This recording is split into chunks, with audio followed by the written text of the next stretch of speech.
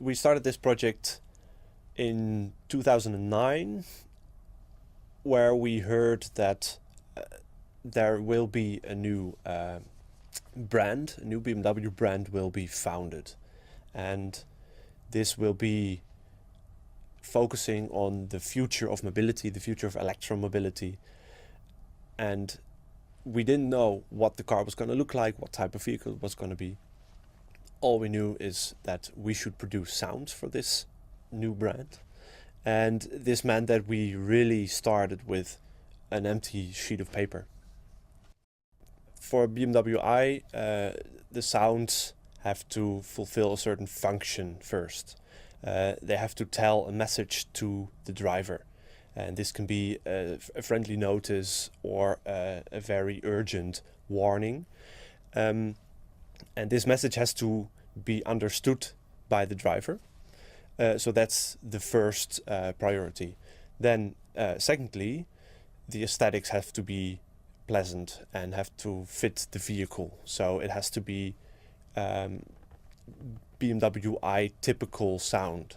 The process of designing sounds for BMW i started, and it will always start, in the lab, in the sound studio, where we try out lots of different sounds and lots of different instruments and characters and sources, sound sources. Because we don't have a recipe of what will of how to create a successful sound. We have to try out and we have to experiment.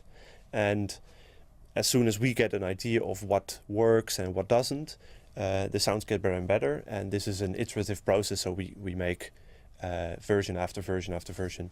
And eventually, when we think, okay, this might work, we go into the vehicle and try it out in the vehicle, because this is the only right context in which it can be evaluated.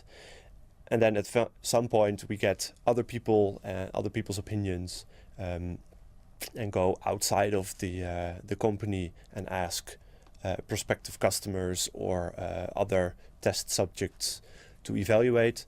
Let's take the example of the seatbelt warning, because it is one of the sounds that is most heard in the car. The seatbelt warning has a clear function. It should move people to put on their seatbelt, and it has a safety aspect to it, so it should be clearly understood. And to get people to put on their seatbelt, it is allowed to be a little bit annoying, but not too annoying. So this sound has to be friendly, but if it's all too friendly, then just nothing happens. The sound is played and nobody puts on their seatbelt. So in order to get people to put on their seatbelt, it has to be a bit convincing in order to do so, but in a friendly way. So we also use the term friendly notice or the friendly reminder. BMW i sounds different and it sounds new because it is something new.